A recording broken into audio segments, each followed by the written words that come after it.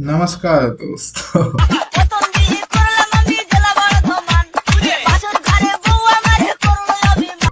आज हम नीट के सबसे इम्पोर्टेंट चैप्टर यानी नीट फिजिक्स के सबसे इम्पोर्टेंट चैप्टर बेसिक मैथ्स के बारे में पढ़ने वाले हैं। एक ऐसा चैप्टर जिसने बड़े बड़ों का फाड़ के पनीर बना दिया। इससे अक्सर नीट के बच्चे बहुत डरते हैं क्योंकि ये मैथ्स है। वही तो छोड़ के हमने बायो ली थी सर। पर ये बात बिल्कुल गलत है क्योंकि जितनी आप फिजिक्स पढ़ोगे उतनी ही मैथ्स उसके अंदर ही है, क्योंकि physics is the language of maths. उल्टा बोल दिया, मुझे पता है। बेसिकली यही है कि आज हम इस चैप्टर को खत्म करेंगे अपने बेसिक मीम स्टाइल के अंदर, जितना अच्छे से ऊपर है। कृष्ण भैया सबको अच्छे से समझा देंगे। तो चलिए वीडियो स्टार्ट करते हैं। पेन और पेपर ले लेना, मजे आने वाले। आराम से बैठ के पढ़ना, तुम्हारा नीट अच्छे से होगा, अच्छे से तुम्हें ये समझ में आएगा अगर तुम ध्यान से सुनोगे वीडियो। चलो, तो आज का चैप्टर हमारा है बेसिक मैथ्स। काफी प्यारा चैप्टर होगा। आज आपको सब समझ में आएगा, जो जो बेसिक मैथ्स आपको चाहिए होती है। ऐसे कोई हाई फाई लेवल की नहीं, जो एकदम बेसिक मैथ्स आपको चाहिए होती है वो सब समझ में आएगा। तो चलो फिर नीचे चलते हैं। अभी नीचे चलना, नीचे क्यों नहीं चलता मेरे साथ। तो आज का इंडेक्स खुलता है। तो आज का इंडेक्स हमारा काफी नॉर्मल होने वाला है, जो नॉर्मल सा इंडेक्स है। पहले तो इंडेक्स लिखा है, दूसरा टेक्नोमेट्री। ये हमें काफी जगह काम आता है मैथ्स के अंदर, जब हम कंपोनेंट्स निकालते हैं कि ये वाला कंपोनेंट है तो यहाँ कहाँ साइन आएगा, कहाँ कॉस आएगा, किधर कॉस थीटा आएगा, किधर साइन थीटा आएगा। ये काफी इंपॉर्टेंट होता है। कोऑर्डिनेट ज्योमेट्री ये ज्यादा है नहीं, पर इतना है कि तुम बेसिक समझ जाओगे। दूसरा है डिफरेंशिएशन, बहुत इंपॉर्टेंट चीज है, स्टार मार्क कर लो, वेरी इंपॉर्टेंट। इंटीग्रेशन ये भी इंपॉर्टेंट है। इन दोनों के ना बहुत सवाल आते हैं और ये बेसिक पूछे जाते हैं। ठीक है, इतने हाई फाई नहीं लेवल के पूछे जाएंगे। इतना करा दूंगा बहुत है, जितना मैं कराऊंगा उतना ही करना। उससे ज्यादा करोगे तो घूम जाओगे, क्योंकि ये मैथ्स के अंदर समुंदर है पूरा। और फिर अपना आता है some basic graphs and equations. मतलब बेसिकली ग्राफ वाफ पढ़ाऊंगा कि कौन से ग्राफ्स अच्छे होते हैं, कौन से मतलब इक्वेशन समझाई जाएगी। अलजेब्रा जिसके अंदर तुम्हें थोड़ा कम जरूरत है, इसकी थोड़ी सी कम जरूरत होगी तुम्हें, क्योंकि इसमें एपी जीपी वीपी आ जाता है, जो शायद सालों में एक आध बार आपके यूज में आ जाए। और ज्योमेट्री, ये इसके अंदर हम बेसिक शेप्स और उसके बारे में पढ़ेंगे कि क्या क्या डायमेंशन होते हैं। ये इंपॉर्टेंट, क्योंकि आगे चल के आप गॉस लॉ के बारे में पढ़ोगे इलेक्ट्रोसेट्स के अंदर, उसके अंदर ये चीज बहुत काम आती है ज्योमेट्री के ऊपर। और ट्रिग्नोमेट्री तो वैसे ही पूरे उसके अंदर आती है फिजिक्स के काम, साइन और कॉस निकालने में, तब फॉर्मूला का डेरिवेशन किया जाता है। तो चलिए अगले अगले स्लाइड पे चलते हैं। ट्रिग्नोमेट्री बहुत इंपॉर्टेंट चैप्टर। तो स्टार्ट करते हैं। तो ट्रिग्नोमेट्री को ना दो चीजों से डिवाइड करा गया है, एंगल और रेडियन। ये बहुत बेसिक चीज है, मैं तब भी आपको पढ़ा देता हूँ। सर्कल, पूरा एक सर्कल को हम मान सकते हैं। पहले कलर चेंज कर लो क्योंकि दिख नहीं रहा, कलर चेंज करना बहुत जरूरी होता है। काला रंग ठीक है, काला रंग। तो एक बार angle measure in degree, angle measure in radian. Basically हम साइंटिफिक जो लोग थे ना, दो तरह के लोग होते हैं। एक लेमैन होता है जो नॉर्मल घूमता है, और एक होता है साइंटिफिक आदमी जो बहुत दिमाग लगाता है। ठीक है, अब दिमाग लगाने के लिए तुम्हें कैलकुलेशंस करनी पड़ती है। कैलकुलेशन करने के लिए तुम्हें कोई प्रमाण, अच्छी चीजें चाहिए होती है ना। अब देखो, जो हम हमारा नॉर्मल सर्कल है वो 360 डिग्री का है। 360 डिग्री का हमारा सर्कल है नॉर्मल वाला। ठीक है, 360 डिग्री का हमारा नॉर्मल सर्कल है, जो सबको पता चलता है। लोगों फिर से कलर चेंज करते हैं, तुम्हें बाद में समझ में आएगा, वैसे समझ में आएगा। 360 ये काफी लो है लाइट में। हाँ, यहाँ ठीक है। 360 डिग्री का सर्कल होता है, पर हम उसको डिवाइड नहीं कर सकते। 360 एक अजीब सा नंबर है। ठीक है, अगर कुछ और नंबरों से डिवाइड नहीं होगा तो उसके लिए हमने डिजाइन करा एक सर्कल, जिसका बोलते हैं हम पाई रेडियन सिस्टम, एक रेडियन सिस्टम। इसके अंदर हम पूरे एक सर्कल को 2 पाई मानते हैं, आधे को पाई मानते हैं, और उसके भी आधे को पाई बाई 2 मानते हैं। इससे क्या फायदा हुआ, इससे कैलकुलेशंस काफी इजी हो गई। दोनों चीजें एक ही है मेजर करने के लिए, इन दोनों को कन्वर्ट भी करा जा सकता है। पर बेसिक चीज यही है कि ये हमें ज्यादा आसान कर देता है हमारी इक्वेशंस को सॉल्व करने के लिए। चलो आगे चलते हैं अगले चैप्टर के अगले स्लाइड आई मीन। तो हाँ, इनका थोड़ा बेसिक जो मोड है कि अगर कभी आपके पेपर में किस्मत अच्छी नहीं रही और आ गया, तो ये है कि 1 डिग्री के अंदर 60 मिनट होते हैं। ठीक है, और 60 मिनट होते हैं, और 60 मिनट के अंदर 60 सेकंड होते हैं। ये काफी ज्यादा काम आ जाता है अपने ऑप्टिक्स के क्वेश्चंस के अंदर। ऑप्टिक्स जो आगे जाके पढ़ोगे उसके अंदर होगा। तो एंगल, ये तो बेसिक यही है कि ये जो दो सामानों के बीच में, दो लाइनों के बीच में जो किया जाता है, आगे चल के अगला चैप्टर होगा वेक्टर, उसके अंदर भी अभी पढ़ोगे कि इन दोनों के बीच में जो मेजर किया जाता है उसे हम एंगल बोला जाता है। मतलब बेसिकली एंगल की डेफिनेशन है ये। और आगे चलते हैं। हाँ, कि ये इसमें क्वांटिटी के बारे में बताया गया कि देखिए, एक सबसे इंपॉर्टेंट चीज, अगर आप एंगल एक्स, मान लीजिए एक्स एक्सिस है और ऊपर वाला वाई एक्सिस है। ठीक है, अब अगर आपने एंगल वाई एक्स एक्सिस से कवर करा, यानी एक्स एक्सिस के ऊपर गए, तो वो हम पॉजिटिव मानेंगे। ठीक है, और अगर आप एक्स एक्सिस से नीचे गए तो उसे हम नेगेटिव मानेंगे। फॉर एग्जाम्पल अगर हमने यहाँ से इसको गिना तो ये थीटा हुआ, और अगर हमने यहाँ से भी गिना तो ये होगा थीटा माइनस, मतलब इसे हम माइनस से यहाँ गिनेंगे क्योंकि ये हमारे लिए उल्टा हो गया ना। एंटी क्लॉकवाइज चीजों को हम नेगेटिव गिनेंगे, क्लॉकवाइज को हम पॉजिटिव गिनेंगे। बेसिक थिंकिंग यही है इसकी। अगले साइड पे चलते हैं। यही मीम के ऊपर है कि रेडियन की काफी ज्यादा सुपरमेसी रहती है साइंटिफिक वर्ल्ड के अंदर, जहाँ पे होता है कि radian is considered to be a logical thing because उसे हम काट पीट के काम करा सकते हैं, क्योंकि पाई बाई 12 क्योंकि 360 को आप पार्ट में डिवाइड करोगे किसी और नंबर से, उसका रिजल्ट वैसे ही और आने वाला, तो हमारी कैलकुलेशन काफी ज्यादा बिगड़ जाती है। That's why is considered to be having pi radian system because it's make things very easy. Hindi में बोलूं तो चीजें आसान करने के लिए ही इन्वेंशन हुआ है, कुछ चीजें मुश्किल नहीं होती, लोग ऐसे डर जाते हैं। तो आगे चलते हैं। रेडियन एक, पाई रेडियन एक। अब हमें दोनों को कन्वर्जन करना पड़ेगा, क्योंकि कन्वर्जन करना भी तो जरूरी होता है। लोग कन्वर्ट होते हैं, मतलब कन्वर्ट होते रहते हैं, पंजाब कन्वर्ट होते रहते हैं पाई से 180, मतलब ये समझ ली कि हमें कुछ तो डिफाइन करना पड़ेगा। तो हमने क्या कहा, आधा सर्कल मतलब 360 डिवाइडेड बाई 2 इज 180, तो 180 इक्वल्स टू पाई।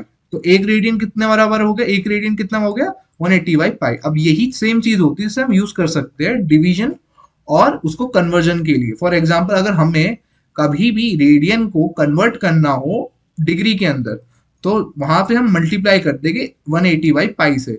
अगर हमें डिग्री को कन्वर्ट करना हो रेडियन में, तो रेडियन में तो हमें पाई को डिवाइड, पाई को हटाना है, तो इसका मतलब उल्टा कर देंगे, क्योंकि पाई ऊपर नीचे होगा, मतलब रेडियन को कन्वर्ट जिससे मल्टीप्लाई करेंगे उसके रेसिप्रोकल से भी मल्टीप्लाई करेंगे। आगे चल के इसमें होगा, नीचे आ गया। हाँ, रेडियन ट्रिग्नोमेट्री इज यूजलेस, मतलब बेसिकली लोग जो कहते हैं कि ट्रिग्नोमेट्री का जो रेडियन वर्जन है वो काफी यूजलेस होता है, नहीं, काफी काम आता है। कॉम्प्लेक्स कैलकुलेशन इजी कर देता है, काफी हाई लेवल की मैथमेटिक्स में भी सॉल्व कर देता है। रेडियन सिंपली कैलकुलस के अंदर भी आसान कर देता है। इंजीनियरिंग के लिए बहुत इंपॉर्टेंट होती है, इंजीनियरिंग तो हम पढ़ नहीं रहे, हमें डॉक्टर बनना है, उसमें भी काम आता है, डॉक्टरी के अंदर भी काम आता है काफी ज्यादा।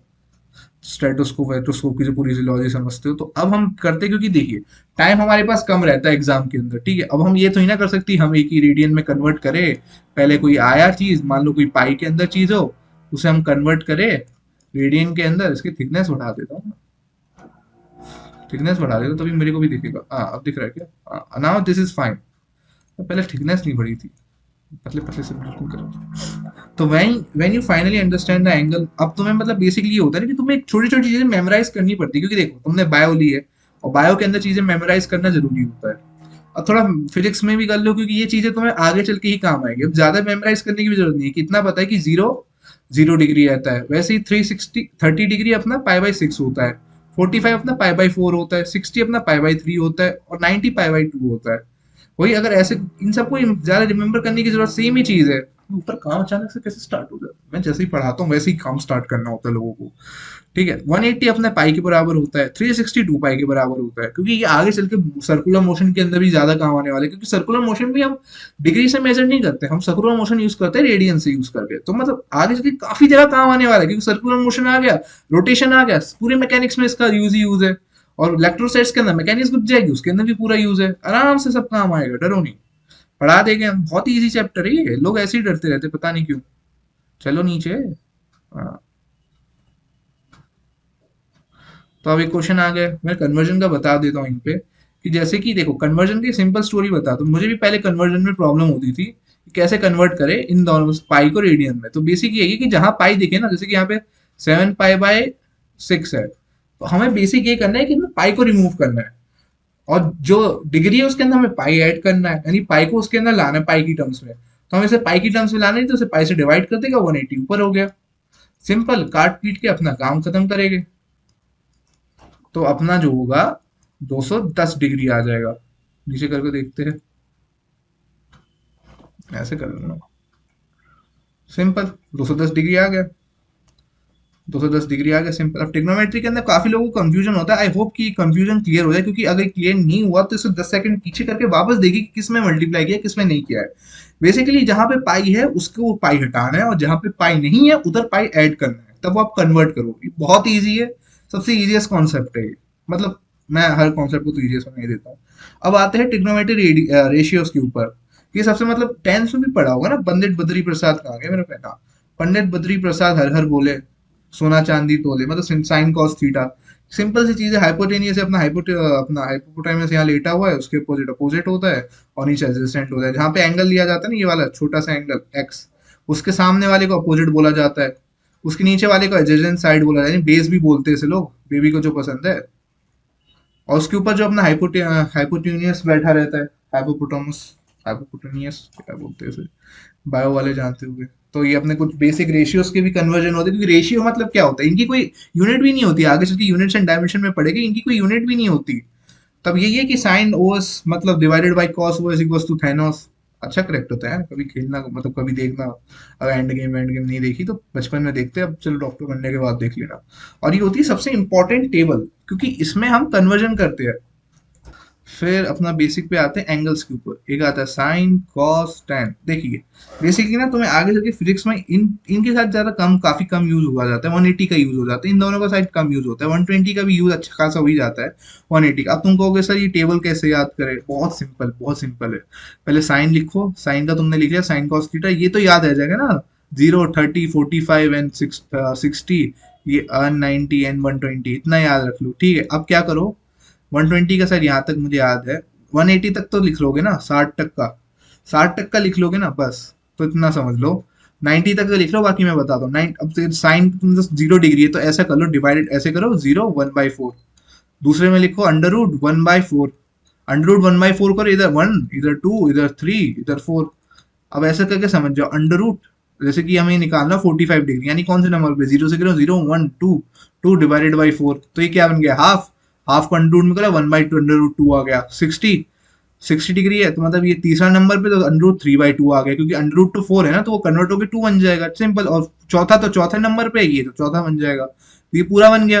अब तुम कहोगे सर ये कॉस कैसे लिखे, सिंपल है, कॉस का ऐसे उल्टा उधर करके लिख दो, क्योंकि साइन का उल्टा कॉस होता है, तो 1, वहां पे √3, ये दोनों सेम रहेंगे, और ये इधर आ जाएगा।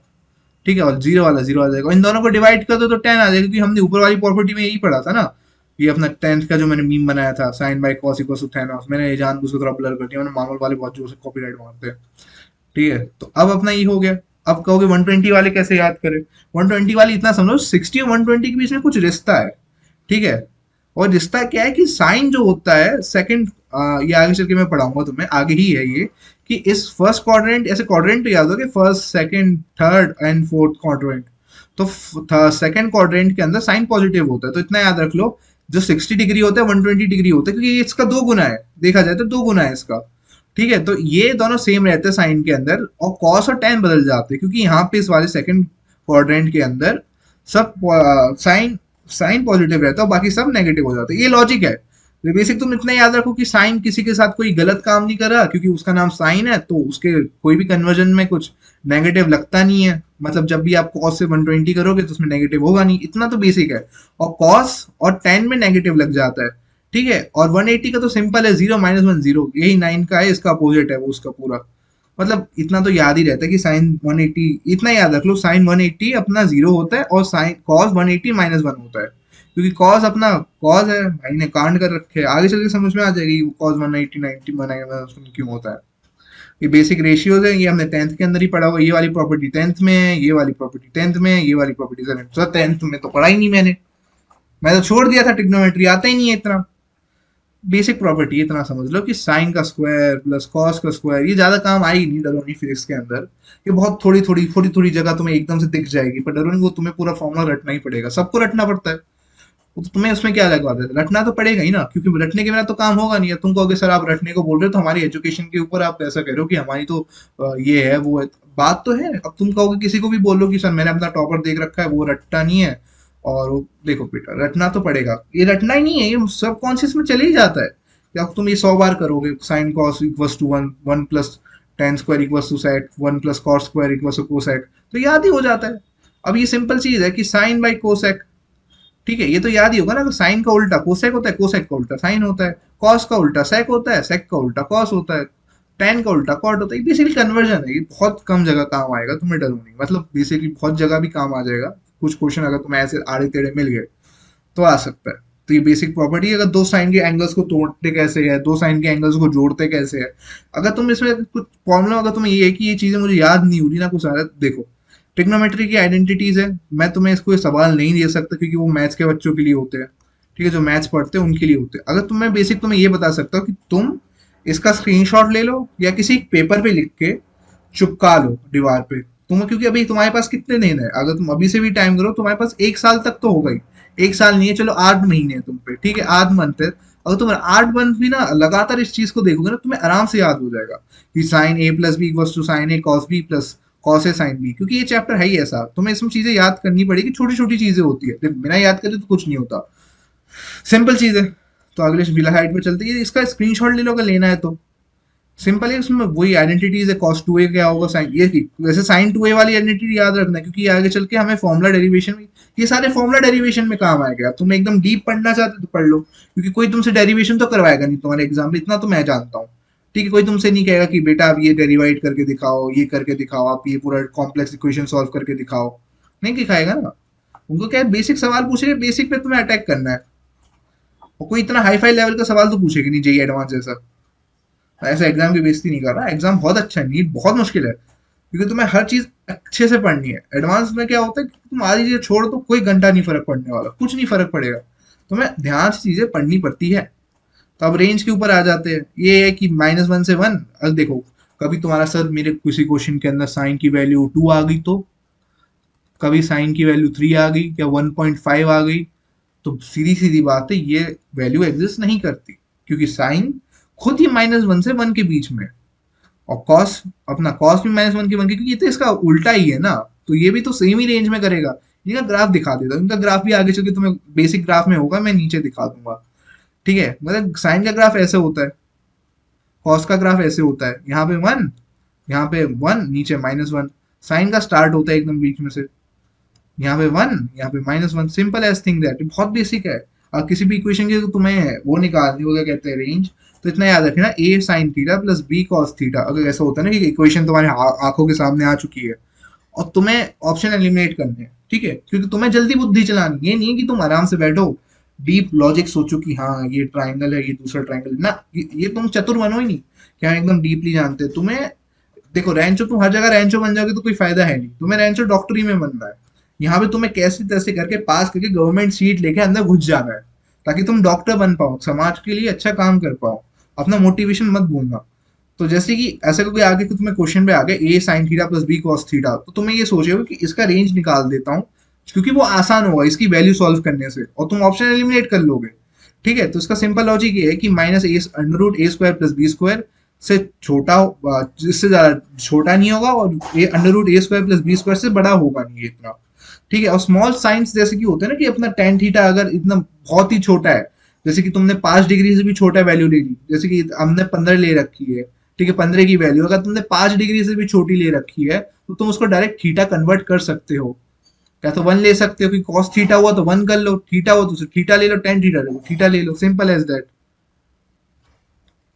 साइन कॉस थीटा को भी थीटा लेना होता है। तो अब अपना add sugar to coffee rule आ गया, इतना सिंपल याद रखो, add sugar to coffee rule. इसके अंदर ये है कि यहाँ पे सब पॉजिटिव होता है, ये पहला क्वाड्रेंट है, यहाँ पे सब पॉजिटिव होते हैं, सारे cos theta tan theta sine theta सब पॉजिटिव होते हैं। ठीक है, इधर वाले में सिर्फ साइन और उसका उल्टा भाई पॉजिटिव होता है, मतलब साइन का उल्टा भाई कौन है तुम नीचे लिख के बताना कमेंट में, tan का उल्टा बता देना और कॉस का उल्टा बता देना। ठीक है, थर्ड क्वाड्रेंट के अंदर tan पॉजिटिव होता है, उसका उल्टा भाई यानी कॉट पॉजिटिव होता है, और फोर्थ क्वाड्रेंट के अंदर अपना कॉट कॉस पॉजिटिव होता है।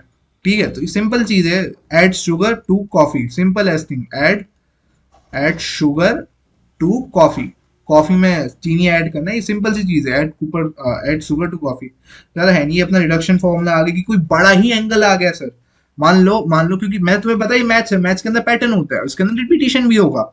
सर एक ये एंगल है और अचानक से सर ये वाला एंगल आ गया। अब इसके अंदर तो पैटर्न ये कि दोनों की वैल्यू सेम हो सकती है, पैटर्न है इसके अंदर, चीजें कुछ कंडीशन में हो नहीं सकती। पर सर अगर हमें इतना बड़ा एंगल मिल गया, उसकी वैल्यू कैसे निकालेंगे? फिजिक्स में तो सर हम हमारे में बहुत गंदे गंदे सवाल आते हैं सर, हमसे हो नहीं पाता सर, हमें समझ में नहीं। ध्यान से देखो, चीजें सीख जाओगे। एक सिंपल सा रूल है, देखो अगर कभी तुम्हें नेगेटिव दिखे तुम्हारे उसके अंदर साइन के अंदर, तो उसको बाहर निकाल देना, क्योंकि साइन भाई नेगेटिव नहीं खा पाते। ये समझ लो साइन हमारे बाबू राय के दोस्त है जिनको एसिडिटी की प्रॉब्लम है। बाबू राय हमारे करेक्टर है, बाबू राय को अगर उनको उनके दोस्त को एसिडिटी प्रॉब्लम है, तो नेगेटिव देख के वो बाहर निकाल देते, उल्टी कर देते हैं। वही सेम बाबूरा यानी टैन को है, ठीक है। और जो कॉस है भाई एकदम लीचड़ आदमी है, वो कुछ भी दे दो, भूखा भूखा परमेश्वर है, वो सब खा लेता है। तो ये अपना कॉस थीटा हो गया, इसके अंदर नेगेटिव होगा वो पहुंचा लेगा, मतलब पचा लेगा, पहुंचा लेगा। ठीक है, ऐसी फॉर्मूले होते हैं ये वाले, ये बहुत कॉमन पैटर्न वाले कि साइन में अगर 90 ऐड करोगे तो क्या बनेगा, अगर उसके एंगल में 90 ऐड करोगे तो कॉस बनेगा, कॉस में ऐड करोगे साइन, ये कॉस साइन दोनों के बीच में उल्टा सीधा का रिलेशनशिप है। अगर ये मान लो अगर कॉस के अंदर वो रिलेशनशिप है तो साइन के अंदर भी वो रिलेशनशिप होगा।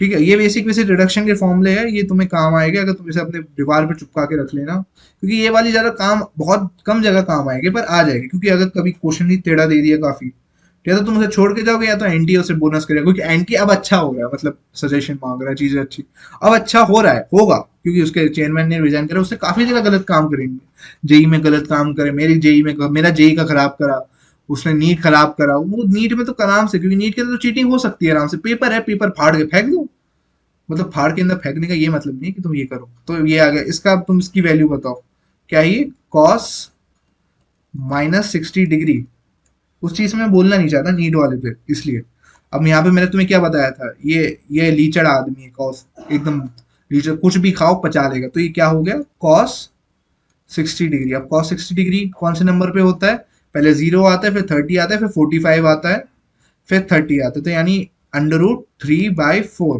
क्योंकि इसके बाद तो 90 आता है, ठीक है, 90 आता है, 3/4 यानी √3/2। अब देख लो इसका आंसर नीचे यही होगा, सिंपल, ओ सॉरी 1/2 है,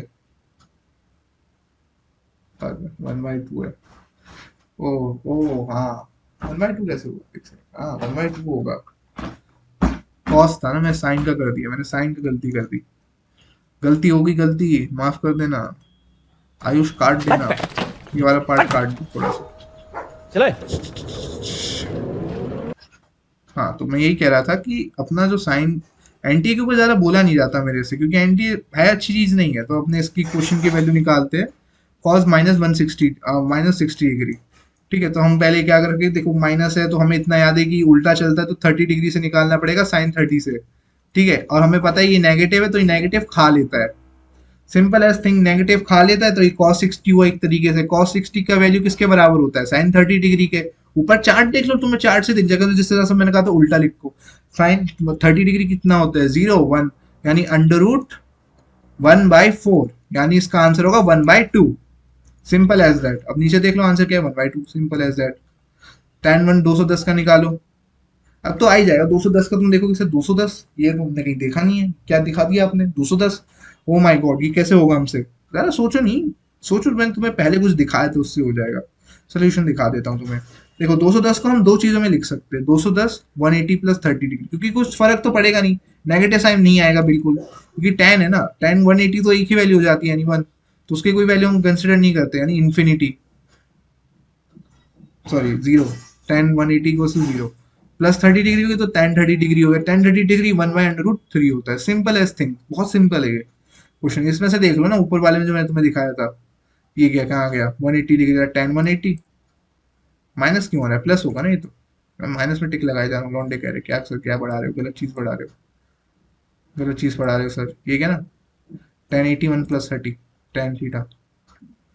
चलो आगे चलते हैं, ये मतलब यहाँ पे अपना ट्रिग्नोमेट्रिक सेक्टर खत्म हो गया, इससे ज्यादा ट्रिग्नोमेट्री ना कोई तुमसे पूछेगा, इससे ज्यादा ट्रिग्नोमेट्री ना कोई तुमसे पूछेगा ना कुछ करेगा, ट्रिग्नोमेट्री में बस फॉर्मूले है, देखो फॉर्मूले तो जेई वालों तक को भी याद करने पड़ते हैं, क्योंकि ये फॉर्मूले आते हैं जेई वालों में तो हर जगह आते हैं, ये फॉर्मूले बेसिक उनके फंडामेंटल होते ही है, तुम्हें ज्यादा है नहीं याद, तुम्हें उसे फॉर्मूले याद करो, सिंपल है, वो भी इनमें से सालों में एक यूज आ जाएगा, ठीक है, मतलब एकदम कॉम्प्लेक्स वाली जो आइडेंटिटी है वो कम यूज आती है कंपेयर टू अदर्स। चलो अगले अगले सेक्शन पे चलते हैं जो बहुत इंपॉर्टेंट है, कोऑर्डिनेट ज्योमेट्री। ये सेक्शन अकेला सेंटर ऑफ मास में काम आएगा, तुम्हें और भी काफी काफी सारे चैप्टरों में काम आएगा, फिजिक्स के हर क्वेश्चन में काम आने वाला है, और तुम कह रहे हो कि सर इसमें क्या एकदम खतरनाक लेवल की ज्योमेट्री पढ़ोगे, ना ना बहुत ईजी है, बहुत बहुत बहुत ईजी है, इतना ईजी कि तुम सोच हंस दोगे। तो बेसिकली यही है, बेसिक तो याद ही होगा सबको कि आ, ये वाला, ये अगर यहाँ पे अगर मैंने एक पॉइंट मार्क किया x, y, तो उसका ये मतलब है कि वो x एक्सिस से y ऊपर है और y एक्सिस से x आगे है, सिंपल एज थिंक दैट, ये दोनों की वैल्यू सेम होती है x और x, क्योंकि ये एक स्क्वायर बनाते हैं, एक स्क्वायर या रेक्टेंगल बनाते हैं जिसकी दोनों साइड्स एक दूसरे से मैच करती है, ठीक है, ये आगे से बहुत जगह काम आने वाला है क्योंकि बहुत सारे क्वेश्चनों के अंदर आता है, इलेक्ट्रोसेट्स के अंदर अच्छे से काम आता है। ऐसे क्वेश्चन देखे होगे ना, A,0 -A,0 वो इसी चीज के लिए होते हैं। ये बेसिक है, ये तो आता ही होगा, 10th में भी पढ़ा होगा, 10th अच्छे से नहीं पढ़ी तो यही है, देख लो। तो अब अपने आते हैं गोजो सातिरो के ऊपर। गोजो सातिरो जीजेके का बहुत अच्छा करेक्टर है, मुझे पसंद है जीजेके, और मुझे कोई छपरी नहीं बोलेगा, मैंने काफी एनिमे देख रखे हैं। ठीक है, मेरे एनिमे का एक अलग से चैनल भी बन गया है, पता नहीं किसने बनाया है, वो मैं ही ऊपर। तो डिस्टेंस अगर तुम्हें कभी कवर करनी हो, दो चीजों के बीच में डिस्टेंस कितनी होगी, दो पॉइंट्स दे दिए x, y एंड y, तो सिंपल फॉर्मूला लगाओ, सिंपल सा है, x2 -x1 का स्क्वायर प्लस y2 -y1 का स्क्वायर। तो ये पूरा डिस्टेंस देगा अंडर रूट के अंदर। अब तुम कहोगे सर अगर हमें 3D में दे दिया तो, यानी अगर ये तो 2D में भाई अपने हंस रहे, तो 3D में ऐसे हंस रहे, 4D के अंदर ऐसे रहे, HD के अंदर तो अलग ही एक्सलेवल है। तो कैसे करोगे सर, क्या ऐसे कैसे कैसे सर कैसे कराओगे? तो सिंपल चीज है कि जैसे z एक्सेस होगा, जितना एक्सेस बढ़ता जाएगा उतना एक्सेस तुम ऐड करते जाओगे, z2 -z2 z1 का स्क्वायर, सिंपल एज दैट। सिंपल है भाई, बहुत सिंपल है। तुम वैसे सोचिए, वैसे ये फॉर्मूला वेक्टर से डिराइव हुआ है, अगर मैं तुम्हें बताऊं तो असलियत में तो ये फॉर्मूला हम पे नहीं था, ये वेक्टर से आया है। हम तुम कहोगे सर वेक्टर, अगले चैप्टर अगला वीडियो उसी के ऊपर है, समझ जाना, तो मैं शूट करके वापस डालूंगा। और people call me Gojo because the distance between me and my crush is infinite, और आई सेड वुमेन। रोने का इमोजी वो साउंड डाल देना प्लीज एडिटर भाई। चलो फिर क्वेश्चन लगाते हैं। अब सर हमने 3D लगाया तो 3D लगा दिया डायरेक्ट, इजी है, मतलब तुम तो निकाल ही लोगे ना। ये फॉर्मूला बहुत जगह काम आएगा, डरो नहीं। ये सेम फॉर्मूला लिया और इधर लगा दिया, सिंपल। इसमें डाला हमने ये मैं पानी पी लेता हूँ, मुझे थोड़ा पानी की प्यास है, पानी पी लेना गाइस, बहुत जरूरी होता है पानी पीना।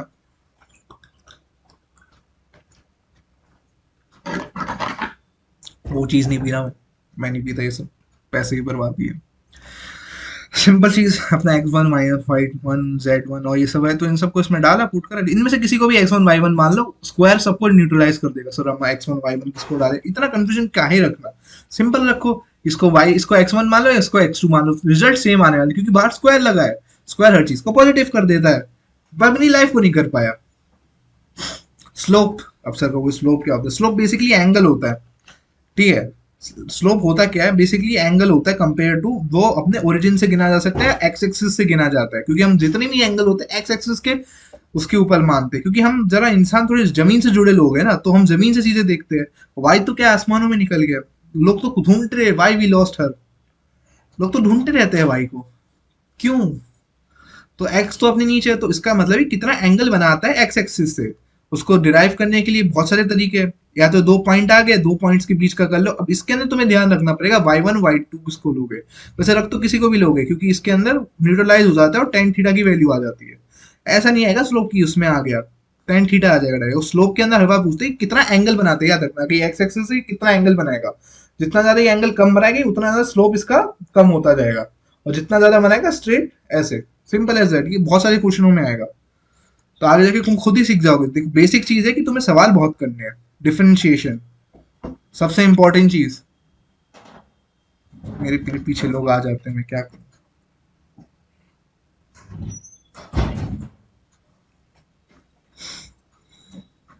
डिफरेंशिएशन, कितने लोग जैसे शूट करने बैठता हूँ, सबके सब 200-300 लोग आ जाते हैं मेरे कमरे के अंदर भागते हुए, पता नहीं इनको मेरे कमरे में क्या खो जाता है।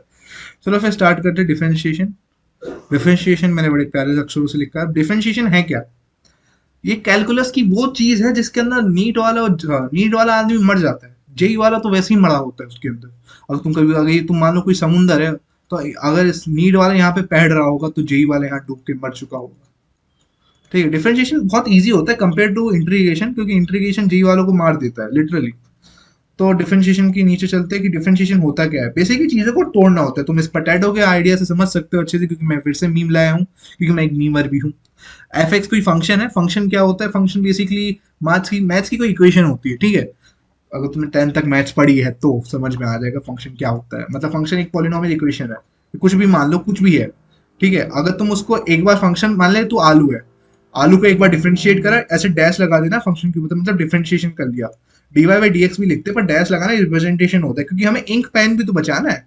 हम ऐसे तो नहीं है कि पूरा dy/dx लिखेंगे फिर फंक्शन लिखेंगे पूरा, और फिर इंक ऐसी खराब हो जाएगी, फिर उतने में हम 4 शब्द और लिख लेते हैं, ठीक है। तो उसका तो फ्रेंच फ्राइज बन गया, ठीक है। मतलब एक बार डिफरेंशिएट करने, और पतले पतले भागों में काटा, डबल डिफरेंशिएशन हो गया तो वो पोटैटो चिप्स बन गया, पोटैटो चिप्स।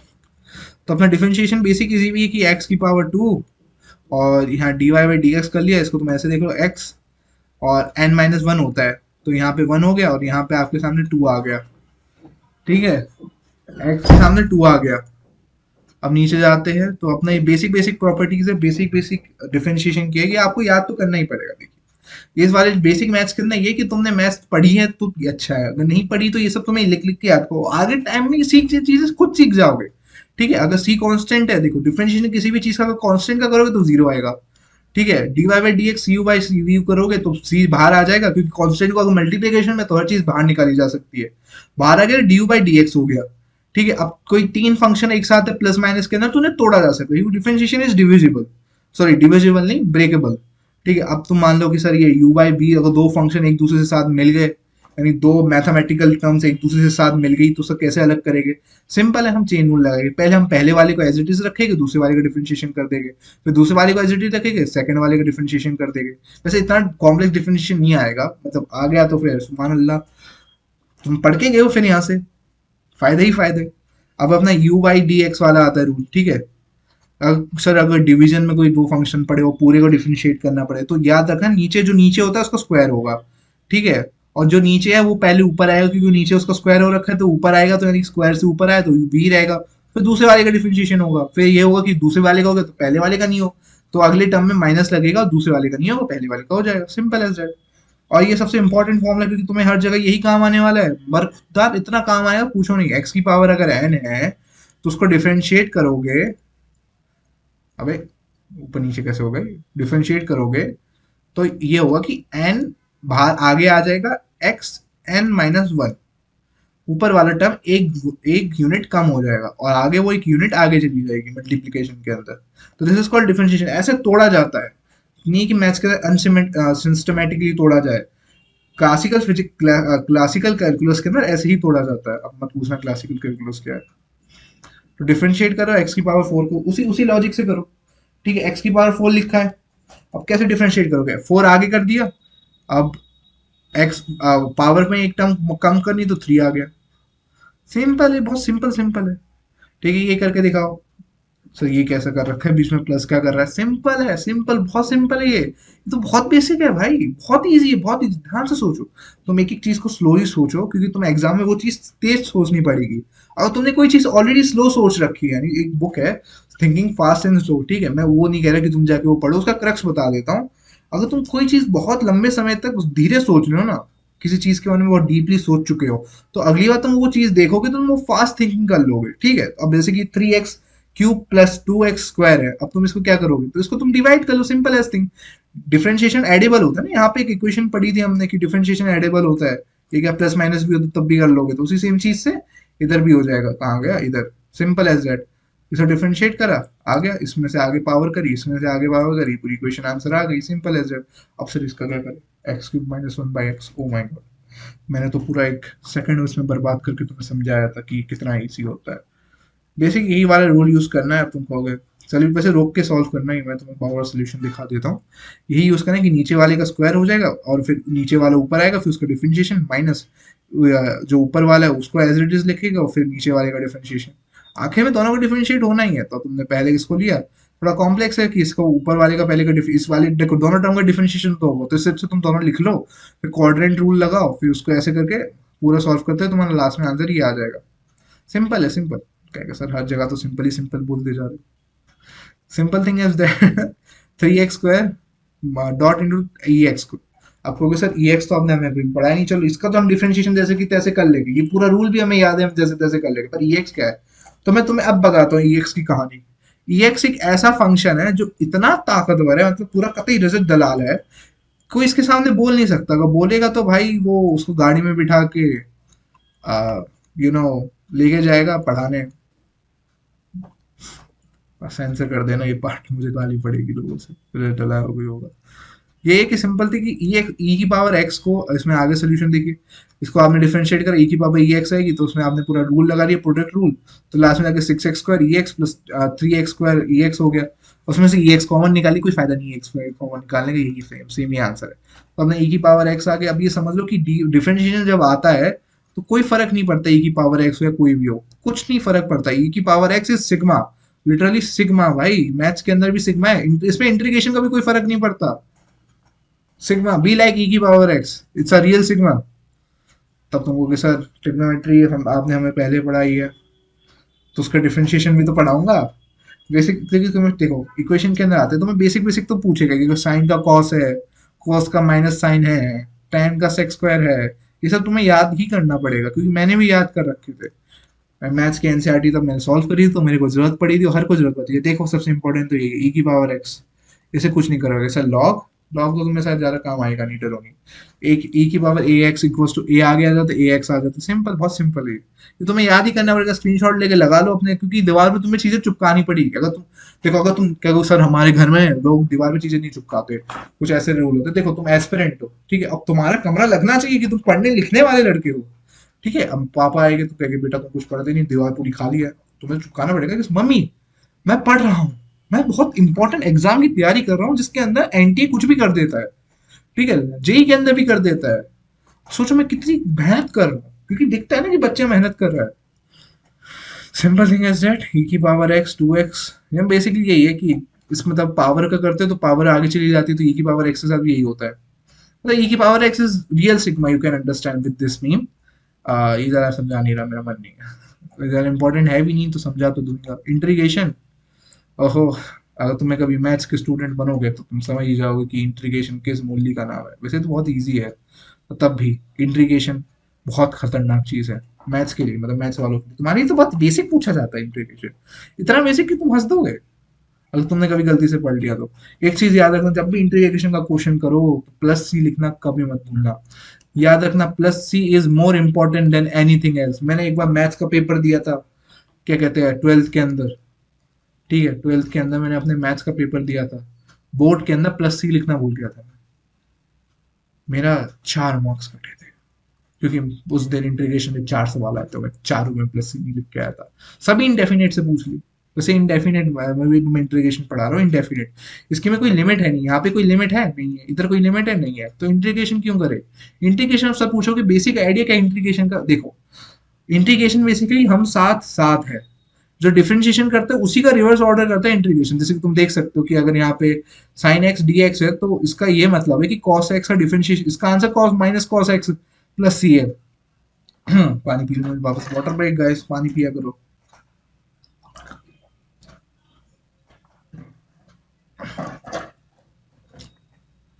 तो sine x minus cos x plus c, और यहाँ पे डिफरेंशिएशन करोगे तो इस माइनस साइन बन जाएगा, और cos x plus d x sine, मतलब बेसिकली इसका उल्टा है। अगर देखो तुम ये वाली चीज याद कर लो या तो तुम ये याद कर लो, दोनों उल्टी ही चीज है एक दूसरे की, ठीक है। अब इंटीग्रेशन नॉर्मल टर्म्स का कैसे करें कि x की पावर n का इंटीग्रेशन कैसे करें, तो सिंपल है। x इंटीग्रेशन क्या होता है, मतलब चीजें जोड़ना। डिफरेंशिएशन क्या होता है, चीजें तोड़ना, यानी रिडक्शन, और चीजें बढ़ाना नहीं ऑक्सीडेशन। तो ऑक्सीडेशन करना है बेसिकली, ये समझ लो। कह रहे सर केमिस्ट्री कहाँ से लाए, केमिस्ट्री तो हम पढ़ते भी नहीं है, छोड़ के जाते हैं हम केमिस्ट्री, अच्छी बात। तो n+1 divided by n+1, sir division, हाँ ये ऐसे होता है। इंटीग्रेशन अलग लेवल की चीज़ है, फर्स्ट प्रिंसिपल से समझाया जाता है, पर मैं तुम्हें समझा नहीं सकता सैडली, तो मुझे उसके बिना समझाना पड़ेगा। सर ये क्या है, सर ये क्या है, what is this, sir what is this question. देखो इंटीग्रेशन जैसे डिफरेंशिएशन, देखो डिफरेंशिएशन इंटीग्रेशन दोनों एक ही सिक्के के दो पहलू है, पर ये बात है कि वो सिक्का एक ही है, तो यानी कुछ प्रॉपर्टी तो सेम करेगी दोनों के बीच में। अब जैसे कि मैंने उस वाले क्वेश्चन में कराया था कि इसको डिवाइड कर सकते हो, तो वैसे मतलब तोड़ के अलग अलग को बांट सकते हो, वैसे ही इसको इंटीग्रेशन को भी अलग अलग चीजों में बांट सकते हो। तो ये एक इंटीग्रेशन नहीं है, 3 इंटीग्रेशन है। अब तुम से याद करके करो, ये कांस्टेंट टर्म है माइनस, तो माइनस बाहर आ जाएगा, अंदर कॉस हो जाएगा,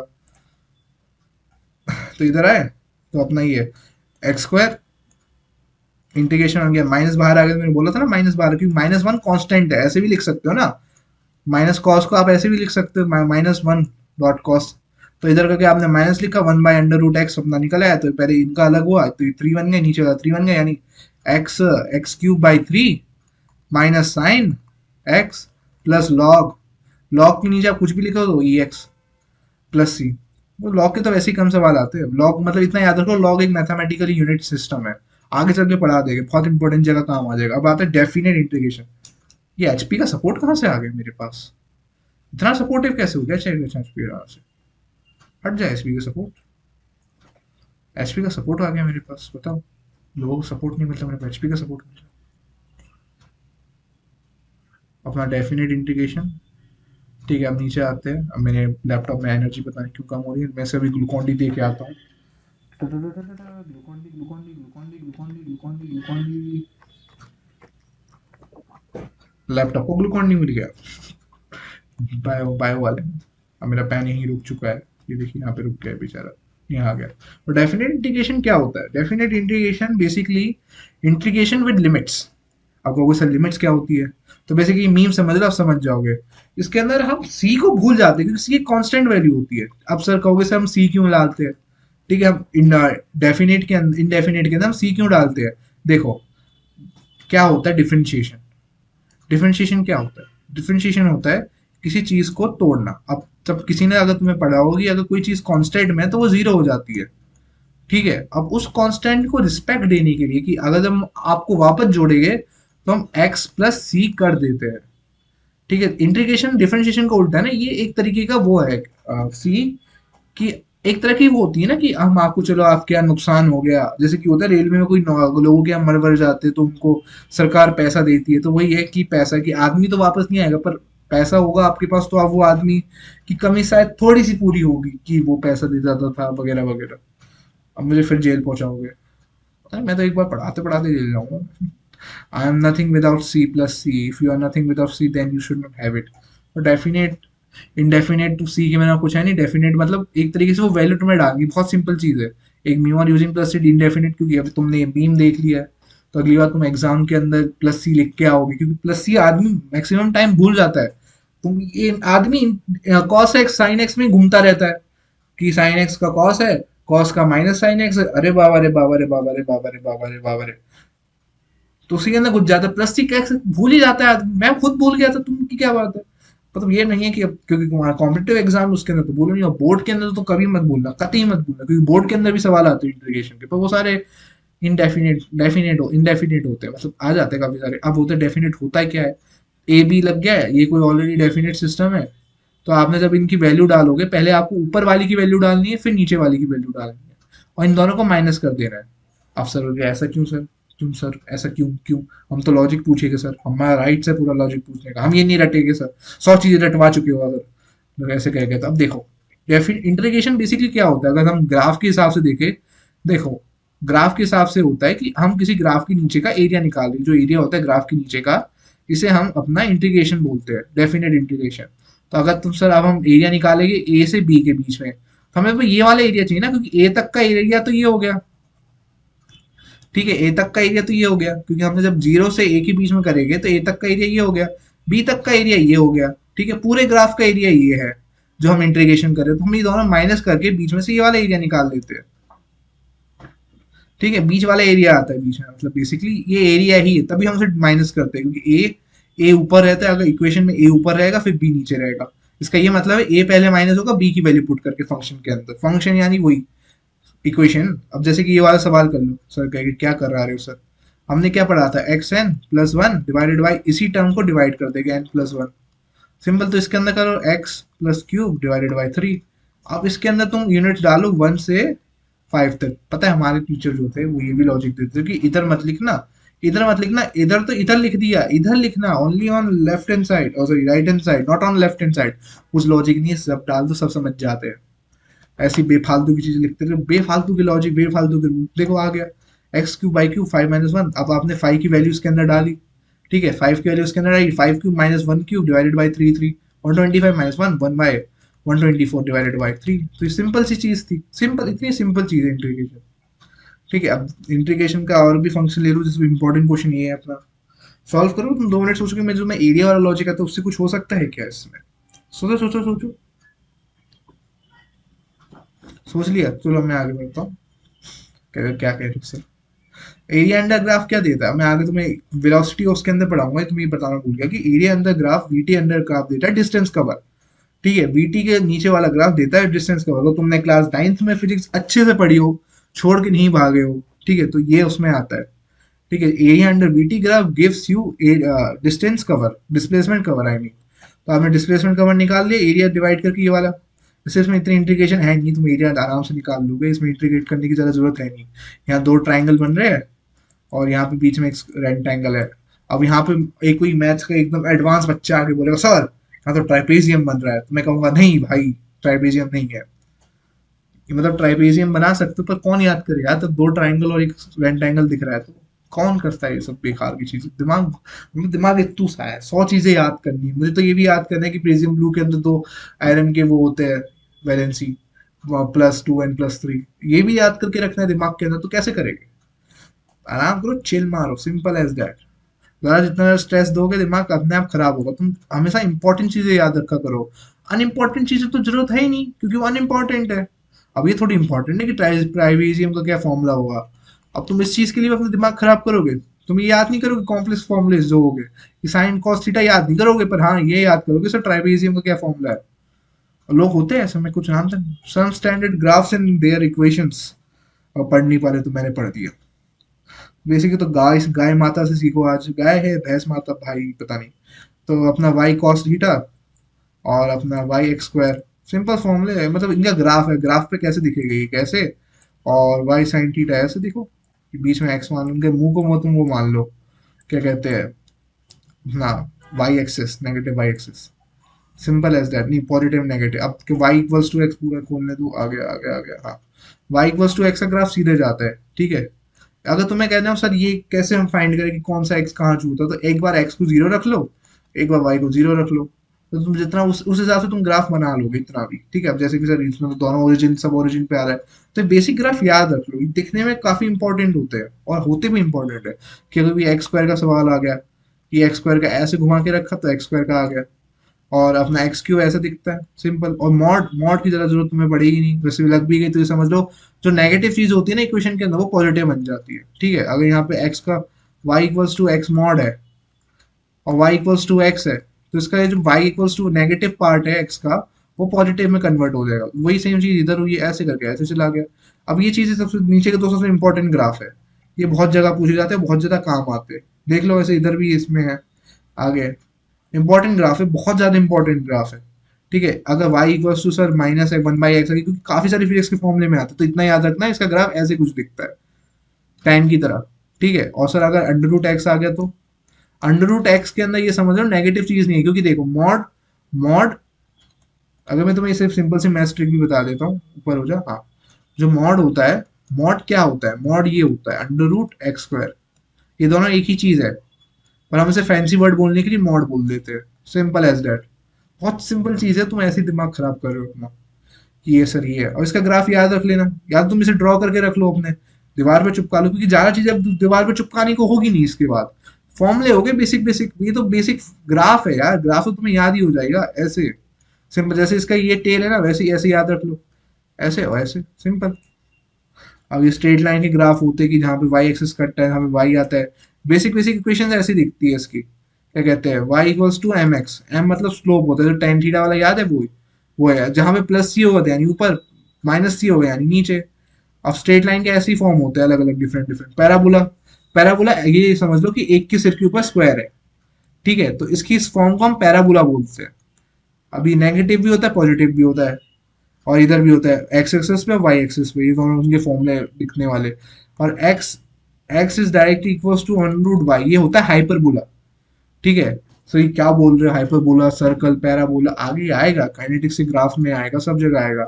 इतना याद रख लो कि एक्स स्क्वायर वाले ग्राफ को पैराबोला बोलते हैं, और कोई चीज अंडर रूट चली जाती है उसे हाइपरबोला बोलते हैं, ठीक है।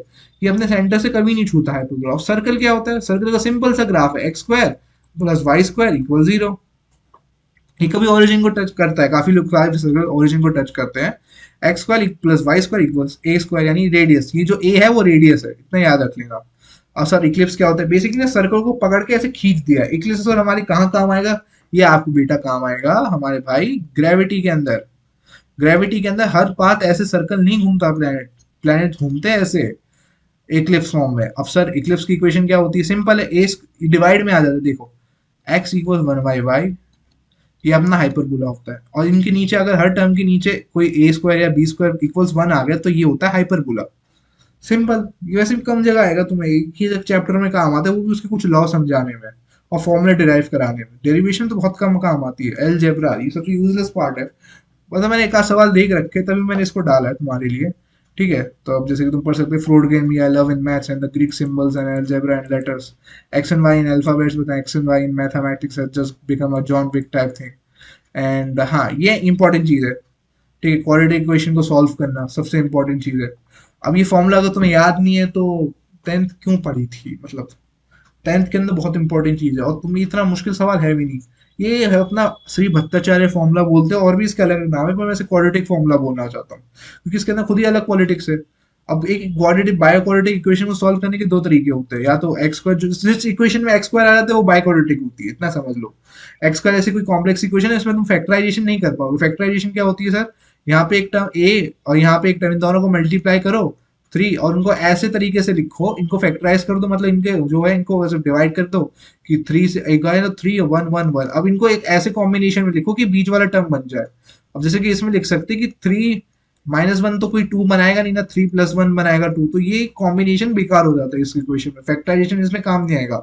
तो अब इसमें कौन काम आएगा, ये फॉर्मूला। अब तुम इसको लगा के देख लो, इसके रूट्स आ जाएंगे दोनों के दोनों, सिंपल एज दैट, सिंपल। ये ए बी सी ये वाला तुम याद रख लेना, बहुत इजी और बहुत सारे सवालों में काम आता है। जैसे कि ये speed of a particle moving along a straight line given by v equals to t square plus 3t minus 4 in v meter in the t second, find the time t for which the particle move comes to it, यानी इसको t square equals 3t, sorry मतलब plus 3t minus 4 equal 0, simple as that. ठीक है, simple as that. अब तुम इसको अपने इस फॉर्मूले में डाल दो, सिंपल इस फॉर्मूले के अंदर डाल दो घुमा के, बहुत ईजी है, सिंपल सी चीज़ है। फॉर्मूले के अंदर तुम्हें सामान को डालना है, डाला तुमने इसके अंदर, फॉर्मूले के अंदर यहाँ पे ए मान लो, इसे बी मान लो और इसे सी मान लो, इसके अंदर सब्स्टिट्यूट कर दिया, बी आ गया माइनस में माइनस बी, यहाँ पे अपना under root a four a b आ गया डिवाइडेड बाई टू ए आ गया, सिंपल एज इट। तो अब अपने पास दो ऑप्शन आ गए, टी इक्वल्स वन और t equals to minus four. अब ये फॉर्मूला तुम्हें दो इक्वेशन दे देगा सेटिस्फाई, अब तुम्हें यहाँ पे अपनी खुद की बुद्धि लगानी पड़ेगी। ठीक है, कि इसके अंदर टी माइनस फोर नहीं आएगा क्योंकि समय कभी नेगेटिव होता ही नहीं है, समय कभी नेगेटिव होता है नहीं, तो आ गया आंसर पॉजिटिव वन। लास्ट के अंदर भी तुम्हें एलिमिनेशन करना होगा इस फॉर्मूले के अंदर, क्योंकि हम रियल लाइफ सिनेरियोस के अंदर बात कर रहे हैं। तो अब अपने आते हैं binomials, binomial expansion and binomial approximation. ये बायनोमियल थ्योरम से बेसिकली कि अगर a प्लस बी एन है, तो अगर तुम ये बेसिक सा चीज अपने दीवार पे चिपका लोगे तो तुम्हें आसानी रहेगी। अगर दो टर्म के बीच में की पावर कुछ है, ठीक है, और कोई वन प्लस टर्म उसी को है कि एक की जगह वन लिख दो, एक ही जगह वन लिख दो, वो तुम्हें खुद ही दिख जाएगा, एक्स और उसकी पावर है, तो ये पूरी सेम इक्वेशन ही है, बस इसको थोड़ा फैंसी तरीके से जनरलाइज कर दिया गया है। मैथमेटिशियन को भी छोड़ेंगे नहीं, पकड़ के मारेंगे। अब अप्रोक्सीमेशन ये सबसे इंपॉर्टेंट है कि तुम्हें ग्रेविटी में काम आएगा, ये तुम्हें काफी सारे चैप्टरों में काम आएगा, ग्रेविटी में काम आएगा, सीओएम में काम आएगा, रोटेशन में काम आएगा, पूरी हर जगह काम आएगा। ये क्या सिंपल सी, अगर वन प्लस एक्स की पावर एन है तो तुम उसको ऐसे अप्रोक्स करके लिख सकते हो, one plus n x, simple as that. ठीक है, आगे चलते हैं, आगे क्वेश्चन इसको करके दिखाओ, इसका यूज करना है अप्रोक्सीमेशन का, आराम से हो जाएगा। कैसे, और 2 मिनट सोचो, इस फॉर्मूले को देखो, तुम थोड़ा लॉजिक घुमाओ तो तुम चीजें सीख जाओगे। इस फॉर्मूले को देखो, फिर इस फॉर्मूले को देखो, देख लिया अच्छे से। अब मैं सोल्यूशन दिखाता हूँ, ये देखो, वन माइनस 0.01 की पावर 1/2, क्योंकि तो रूट का 1/2 भी तो लिख सकते हो। ठीक है, और जिसको ऐसे लिख लेना, वन प्लस एक्स कैसे लिखा गया था, क्या वन माइनस एक्स भी ऐसे लिखा गया था। अब जैसे लिखोगे इसके आगे एन आ जाएगा, वन माइनस एक्स की पावर एन, वन माइनस या वन प्लस पावर एक्स की एन पावर एन, क्योंकि एक्स को भी तुम ऐसे लिख सकते हो, सर यहाँ तो प्लस है ही नहीं, आपने प्लस फॉर्मूले में दिखाया तो ऐसे याद रख लो ना। अगर ये माइनस है तो one plus minus x, simple, यहाँ पे माइनस एक्स डाल दिया, उसकी पावर एन, यहाँ तो एन से मल्टीप्लाई हो ही गई ना, तो एन अपना हाफ है तो हाफ लग गया, और वन माइनस 0.0 आ गया आंसर तुम्हारा इस कॉम्प्लेक्स इक्वेशन का, मतलब कॉम्प्लेक्स सामान का। एपीजीपी, एपी एपी तो सबने ही पढ़ी होगी क्लास 10 के, नहीं पढ़ी तो पढ़ा रहा हूं मैं, क्यों नहीं पढ़ी तुमने। ठीक है, समझने में आसान होगा। एक टर्म होता है ए, दूसरा टर्म होता है ए प्लस डी, मतलब एक तरीके से डी ऐड होता रहता है, एक सब्सिक्वेंस सीरीज बन जाती है। तो सर इसका एनएट टर्म का क्या होगा, कोई एनएट टर्म पे टर्म का क्या होगा, मतलब एनएट टर्म क्या होगी वैल्यू, अगर आपको फर्स्ट टर्म पता है और आपको डी पता है कि क्या चीज ऐड हो रही है, इन दो टर्म्स को नेगेटिव करोगे तो आ जाएगा डी, और तुम्हें नंबर निकालना हो कि कौन से नंबर का टर्म कौन सा होगा, जैसे कि 1 + 2 + 3, अब तुम चाहते हो कि 99th नंबर पे कौन सा नंबर हो, तो ऑफकोर्स वो 99 होगा क्योंकि तुमने n-1 करके लगा दिया। Simple as that. सम निकालना हो कभी एपीजीपी का, तो n/2 √2a + 1 n-1 की power bracket d. Simple as that. और तुम फर्स्ट और लास्ट टर्म को भी ऐड करके उसके नंबर ऑफ टर्म्स से डिवाइड कर सकते हो। अब इसका सबसे इंपॉर्टेंट फॉर्मूला आने वाले, उससे पहले मैं एक पानी का घूंट और मान लेता हूँ।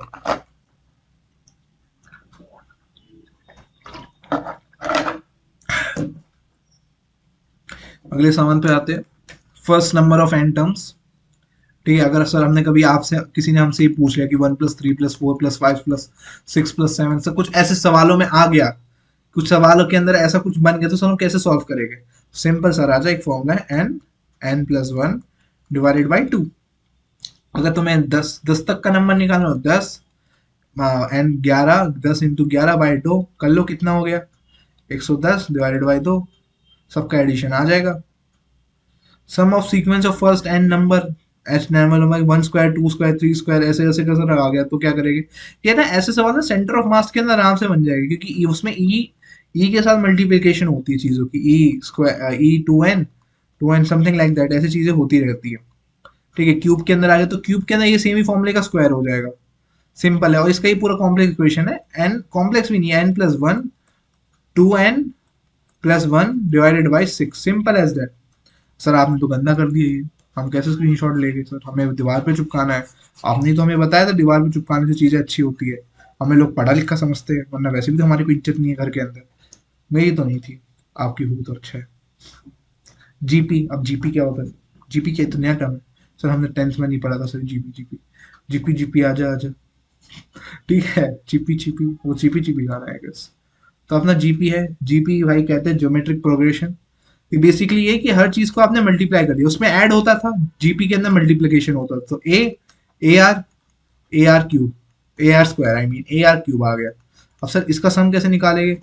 सर इसका एडिशन कैसे करेंगे? सर इसका एनेट टर्म कैसे निकालेंगे? एनेट टर्म तो आसान है, एनेट टर्म होगा ARn-1। अगर तुम्हें पता है कि ए क्या है, फर्स्ट टर्म क्या है, और आर पता है कि क्या मल्टीप्लाई हो रहा है, ये तो आराम से निकल जाएगा आर कि ए आर पहले दूसरे टर्म को पहले टर्म से डिवाइड करो तो ये आर आ जाएगा। सर इसका सम कैसे निकालिए? रामानुजन फॉर्मूला कह सकते हैं हमसे। तो मैंने इसका रामानुजन का नाम नहीं है इसका, 1 - RN/1 - R। वैसे यूजलेस चीज़ है, तुम्हें बहुत कम जगह काम आने वाली है ये, मैं तब भी लगा रहा हूँ क्योंकि क्या पता कभी आसमान से सितारे गिरने लगे और एंटी पागल हो जाए एकदम, कुछ भांग वांग खा ले अपना भाई, drugs. Chemistry in everyday life हट गया क्या? ओह, अब मैं बात नहीं कर सकता इन चीज़ों पे, शिट। ये बेसिक फॉर्मूला डाल दिया जीबी की, तुम्हें जीबी पढ़ानी है, हो जाएगा यार, ये बहुत इजी है। इसके अंदर 4 टर्म का सम पूछा है, ज्योमेट्रिक प्रोग्रेशन पूछा है कि A1 अपना 2 है और कॉमन रेशियो R 3 है, तो 4 टर्म कौन से होते हैं? 4 टर्म लिखने होता है A आर और AR क्यूब, ये टर्म आ गए, टर्म स्क्वायर कर लिया, हाथों से ही कर लोगे यार, इतना आसान है।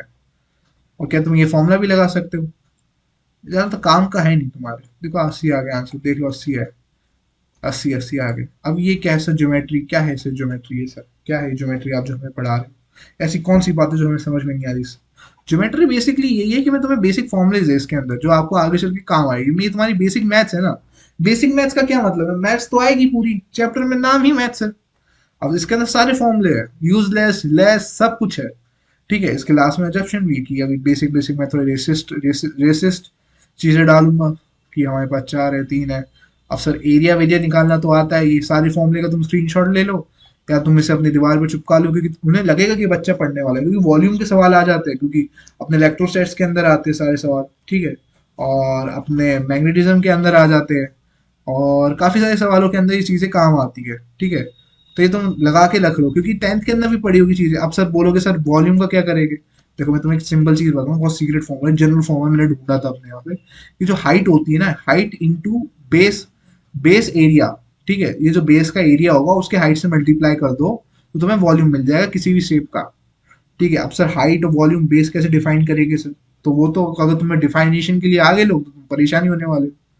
ठीक है, तो ये आगे area of length, curvature, cylindrical, ये सारे काम आएंगे तुम्हें गॉस लॉ के अंदर। गॉस लॉ क्या है सर? आगे पढ़ाऊंगा। ठीक है, सरफेस एरिया आ गया 6 × 8 sin square, total surface area आ गया। ठीक है, ये वाले फॉर्मूले याद रख लेना, वॉल्यूम वाले। क्यूब क्यूब के तो आते ही होगे, साल इतना तो पढ़ा है बचपन में। ठीक है, अब सर सबसे इंपॉर्टेंट चीज आने वाली है इस स्लाइड की, सबसे इंपॉर्टेंट चीज जो तुम्हें आगे चल के बहुत काम आने वाली है। ठीक है, अब है कि सर पाई को क्या ले, कुछ सवालों में पाई आ जाता है ना, या तो क्वेश्चन में मेंशन होता है कि पाई को 3.1 ले लो, 22/7 ले लो। ठीक है, अगर तुम्हें कभी अपनी लाइफ में लगे कि क्वेश्चन चीजें अगर ऑप्शन बहुत दूर दूर है ना, तो 22/7 ले लो, या तो पाई को कुछ लो ही नहीं। फिजिक्स के अंदर हमेशा ही काम करना, पाई को एकदम लास्ट में सब्स्टिट्यूट करना। पहले में सब्स्टिट्यूट कर देना कि सर पाई है, नहीं नहीं लास्ट में करना, क्योंकि कभी पाई कट भी जाता है। सर कटेगा कैसे, वन, अब मैं तुम्हें दिखाऊंगा कटेगा कैसे। ठीक है, अब किसी यूनिट के अंदर पाई स्क्वायर 10 है, यानी 10 है। ठीक है, या 9.8 है। अब सर 9.8 किसकी वैल्यू है, याद है ना कुछ, ये याद है कुछ, ये जी जी। हाँ, तो ये है कि आप ये मान लो कि पाई स्क्वायर जो होता है जी के बराबर होता है। यानी नीचे कर लेता हूँ थोड़ी स्लाइड, सेब गिरता हुआ दिखेगा, ग्रेविटी, जी फॉर ग्रेविटी, जो न्यूटन भैया ने पेड़ के नीचे बैठ के सोची थी। ठीक है, वो है ग्रेविटी। तो pi square equals 10। Simple as that, तुम जी से काट सकते हो उसे अंडर रूट के, ये पाई स्क्वायर ही मान लो जी को, सिंपल एज दैट। तो पाई कट भी सकता है, तो इसको 3.14 से लंबा काम हो जाएगा, तो क्या पता जी वापस कट जाए, सिंपल एज दैट। ये तुम्हारा बहुत इजी काम बचा देता है कि 10 यूनिट को पाई/2 लेके काट दिया, पाई स्क्वायर लेके काट दिया, तो नीचे पाई आ गया। और फिर या तो 1/पाई को तुम 0.3 भी ले सकते हो, ये तो और इजी हो गया। ये पहले बताओ, तुम बताओ कोई पाई, अगर तुमने मान लो कि एक्स है, कोई इक्वेशन है जिसके अंदर पाई ऊपर है और उसके नीचे पाई स्क्वायर नीचे है। ठीक है ना, यानी 10 नीचे है। ठीक है, अब तुम कहोगे सर हमने काम करा, हमने काट दिया, तो ये 1/पाई हो गया। 1/पाई, अब सर 1/पाई क्या है, 1/पाई तो और मुश्किल हो गया ना, ना ना, ये होता है 0.3, यानी 3/10। सोच रहे हो, 3/10 कर दिया तुमने, इतनी मुश्किल इक्वेशन को 22/7 को 3.14 को सॉल्व करने के बाद 3/10 कर रहे हो। अबे 3/10 कर रहे हो, तो चीजें आसान हो गई ना। तो यहाँ पे बेसिक मैथ्स का ही पूरा लेक्चर खत्म होता है। थैंक यू वेरी मच अगर तुम यहाँ तक बने हो और तुम्हें भगवान की दुआ लगी। मैंने बड़ी मेहनत से ये काम करा, कम से कम 4 घंटे तो स्लाइड मेकिंग में लग गए। अभी रिकॉर्डिंग में 2-3 बार फेल हुआ हूँ, तब जाके रिकॉर्ड हुई है, अभी एडिटिंग में टाइम लगेगा। तो थैंक यू वेरी मच। पसंद आया वो कंटेंट तो लाइक कर देना, क्योंकि आगे चल के और भी खतरनाक लेवल की चीज़ें आने वाली, तो सब्सक्राइब कर देना, घंटी भी दबा देना अगर तुम्हारा मन हो, नहीं हो तो मैं तुम्हें परेशान करूँगा नहीं। तो इसी बात पे सेशन रैप अप करता हूँ और फिर अगली बार मिलते हैं। सायोनारा। साले काटा नहीं ना, जान ले लूंगा। काट दियो, ये इंपॉर्टेंट पार्ट है, मतलब ये मत काट दियो, मतलब ये जो मैं कर रहा हूँ वो काट दियो। ठीक है, एक तो ये हो गया भाई, नोटबुक पे लिखा था मैं।